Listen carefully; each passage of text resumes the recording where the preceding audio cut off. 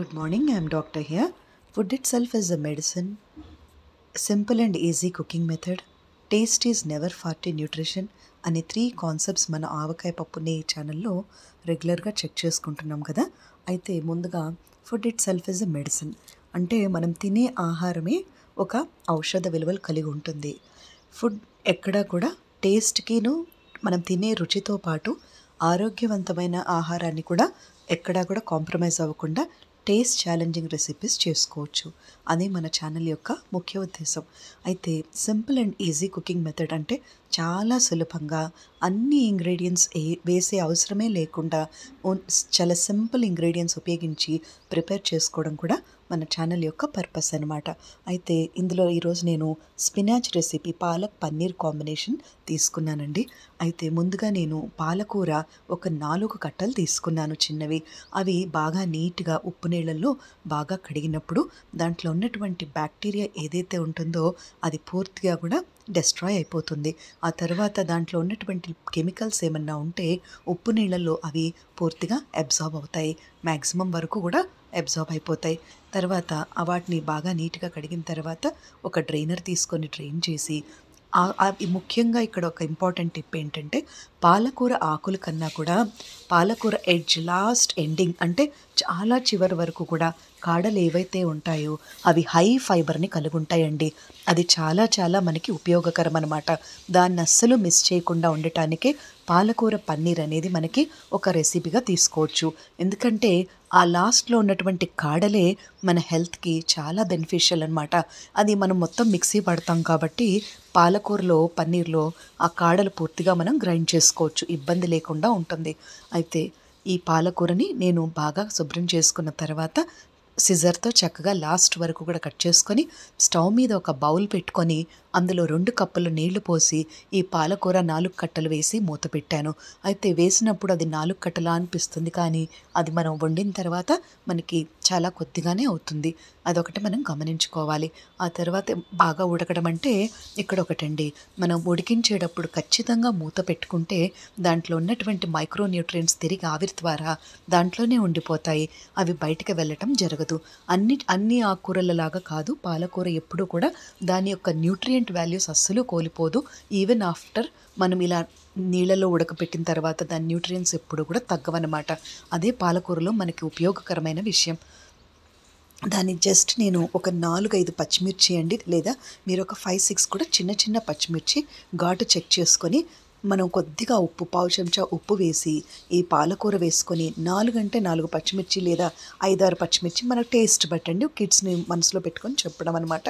అయితే అన్నీ మిక్సీ పట్టుకుంటే చక్కగా దాన్ని ఉప్పు వేసాము, కొద్దిగా మనకు అవకాశం ఉంటే ఇందులోనే ఒక పావు చెంచా ధనియాల పొడి కూడా వేయచ్చు. వేసిన తర్వాత మిక్సీ పట్టుకున్నాక ఒక పేస్ట్ లాగా ఫామ్ అవుతుంది. అయితే స్టవ్ మీద ప్యాన్ పెట్టుకొని 1 స్పూన్ బటర్ కానీ 1 స్పూన్ పల్లీ నూనె కానీ 1 చెంచా ఆలివ్ ఆయిల్ కానీ వేసుకొని, అసలు దీంట్లో ఆయిల్ రిక్వైర్మెంట్ ఎక్కువగా అనిపించలేదండి, అయినా కూడా టేస్ట్ ఎక్కడా కూడా తగ్గటం లేదు, అది నేను గమనించింది. 1 స్పూన్ ఆయిల్ వేసుకుని, లేదు అంటే మీకు ఇష్టమైతే ఇంకొక 1/2 స్పూన్ వేసుకోవచ్చు మీరు. ఇందులో వేసుకున్న తర్వాత పాలకూర ఏదైతే మనం మిక్సీ పట్టామో ఆ కంటెంట్ అంతా వేసేసి ఈ లోపల విడిగా పన్నీర్ ముక్కలు చిన్న చిన్న క్యూబ్స్గా కనుక ఉంటే మీకు కంఫర్టబుల్గా ఉంటుంది. లేదు అంటే మీరు చిన్న క్యూబ్స్గా కట్ చేసుకొని కొద్దిగా బాయిలింగ్ వాటర్లో వేడివేడి నీళ్ళల్లో పన్నీర్ని ఖచ్చితంగా ఒక 5 నిమిషాల సేపు ఉడికించుకోవాలండి. అప్పుడే అది సాఫ్ట్గా తినటానికి చాలా సూతింగ్గా ఉంటుందన్నమాట. అయితే ఈ ఉడికిన పన్నీర్ మిశ్రమం, ఏ పాలకూర ఏదైతే ఉందో దాంట్లో నేను కొద్దిగా గరం మసాలా అంటే చోలే మసాలా ఒక పావు చెంచా వేసానండి. కొద్దిగా కారం కూడా వేసాను, రెగ్యులర్గా యూస్ చేసే రెడ్ చిల్లీ పౌడర్ కూడా పావు చెంచాలో సగం వేసాను.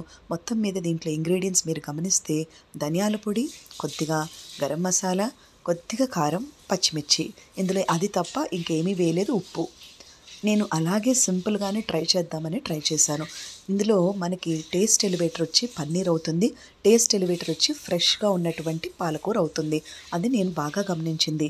అయితే సింపుల్ అండ్ ఈజీ ఇంగ్రీడియంట్స్తో కూడా మనం మోస్ట్ టేస్ట్ ఛాలెంజింగ్ రెసిపీసే మన యొక్క కాన్సెప్ట్ అనమాట. మీరు వీడియోలో కనుక గమనిస్తే ఆ పాలకూరలో ఉన్న గ్రీన్స్ ఎంత బాగుందో చూసారా. దాంట్లో వేసిన తర్వాత ఈ పన్నీర్ ముక్కలు జస్ట్ మూత పెట్టుకొని హార్డ్లీ ఒక 3-4 మినిట్స్, ఆల్రెడీ మనం పాలకూరను ఉడికించాం కాబట్టి ఇక్కడ బాగా ఎక్కువసేపు ఉడికే అవసరం మనకి లేదు. ఒక 4-6 to 8 మినిట్స్. అంటే ఎందుకు మనం టైం ఎక్స్టెండ్ చేయట్లేదంటే దాని యొక్క మైక్రో న్యూట్రియంట్స్ని కోల్పోకూడదన్న ఉద్దేశంతోనే ఎక్కువసేపు దీన్ని మళ్ళీ నేనేమి ఎక్స్టెండ్ చేయటం లేదు. కుకింగ్ అనేది జస్ట్ 3 to maximum 5 మినిట్స్ వరకు ఉడికితే మనకి సరిపోతుంది. దీన్ని మూత పెట్టుకొని చల్లారిన తర్వాత వేడివేడి పుల్కా కానీ పరాటాతో కానీ తింటే చాలా బాగుంటుందండి. అక్కి రొట్టి, జొన్న రొట్టి దేంతో అయినా కూడా వింటర్లో ఇది చాలా టేస్టీగా ఉంటుంది. అయితే మీకు అవకాశం ఉంటే కొంచెం అమూల్ ఫ్రెష్ క్రీమ్ లేదా ఏదో ఒక ఫ్రెష్ క్రీమ్ మీకు ఏదైతే రిక్వైర్డ్ దగ్గరలో మనకి అవైలబిలిటీ ఉంటుందో ఫ్రెష్నెస్ గమనించుకొని కొద్దిగా క్రీమ్ కనుక మనం దీని మీద వేసుకుంటే ఈ పాలకూరలో దాంట్లో మనకి చాలా టేస్టీగా ఉంటుంది. కిడ్స్కి ఎస్పెషల్లీ పిల్లలకి క్రీమీ ప్రోడక్ట్స్ అంటే మిల్క్ ప్రోడక్ట్స్ చాలా ఇష్టపడతారు కాబట్టి కొద్దిగా మనం క్రీమ్ యాడ్ చేసుకుంటే టేస్ట్ చాలా ఎలివేటింగ్గా ఉంటుందండి. అయితే ముఖ్యంగా ఇప్పుడు న్యూట్రిషన్ పార్ట్కి వస్తే కనుక పాలకూర పన్నీర్ కాంబినేషన్ ఎంత మంచిదంటే ఈ పన్నీర్ అనేది విటమిన్ B12 ఎక్కువగా ఉంటుందండి. ఎవరైతే వెజిటేరియన్స్ ఉంటారో వాళ్ళకి ఇది చాలా ఎసెన్షియల్ ఫుడ్ అనమాట.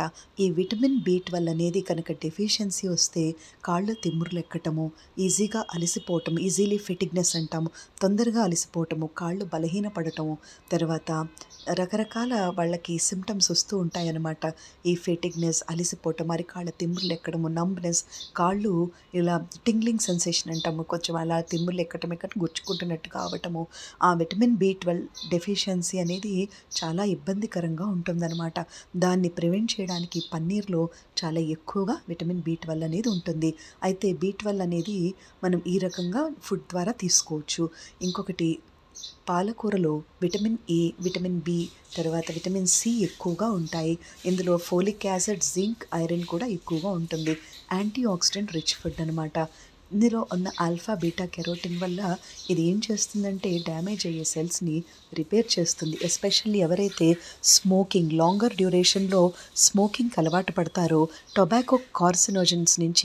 టొబాకో ద్వారా వచ్చే కార్సినోజన్స్ నుంచి చాలా బాగా ఇది పాలకూర ప్రొటెక్ట్ చేస్తుంది బాడీని. ఎందుకంటే లాంగర్ డ్యూరేషన్లో ఆల్కహాల్ కన్జంప్షన్ కానీ స్మోకింగ్ కానీ చేసే వాళ్ళకి ఈ ఫోలేట్ అనేది బాడీలో డిస్ట్రాయ్ అయిపోతూ ఉంటుంది. దాన్ని బాగా రీప్లేస్ చేసే కెపాసిటీ పాలకూరకి చాలా ఎక్కువగా ఉందండి. అదొకటి మనం గమనించుకోవాలి. ఆ తర్వాత విటమిన్ C ఎక్కువగా ఉండటం వల్ల ఇది ఇమ్యూనిటీ బూస్టర్ అని చెప్పాలి, ది బెస్ట్ ఇమ్యూనిటీ బూస్టర్. ఆ తర్వాత కార్సినోజన్ సెల్స్ని అది డెవలప్ కాకుండా చూసుకుంటుంది పాలకూర. ఆ తర్వాత ఇందులో మనం గమనిస్తే విటమిన్ A, B, C ఎక్కువగా ఉండటమే కాకుండా ఐరన్, జింక్, ఫోలిక్ యాసిడ్ ఎక్కువగా ఉండటం వల్ల ఈ ఫెర్రం ప్లస్ అంటే ఐరన్ ప్లస్ జింక్ కాంబినేషన్లో హీమోగ్లోబిన్ అనేది ఉత్పత్తి అవుతుంది. హీమోగ్లోబిన్ అనేది ఎక్కువగా ఉన్నప్పుడు రక్తహీనత అనేది లేకుండా బాడీలో ఎసెన్షియల్గా మనకి హీమోగ్లోబిన్ ఎక్కువగా ఉంటుంది. ఎప్పుడైతే హీమోగ్లోబిన్ ఎక్కువగా ఉంటుందో ఆక్సిజన్ అనేది బాగా ఎక్కువగా సప్లై అవుతుంది.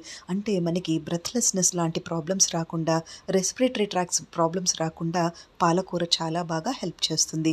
ఇన్ఫ్లమేషన్ ఆఫ్ ద లంగ్ని బాగా తగ్గిస్తుంది. సో మనకి స్పినాచ్ అనేది ప్రజెంట్ వైరల్ సిచ్యువేషన్లో చాలా బాగా ఉపయోగపడుతుంది. అది యాంటీ ఆక్సిడెంట్ రిచ్ ఫుడ్ కాబట్టి.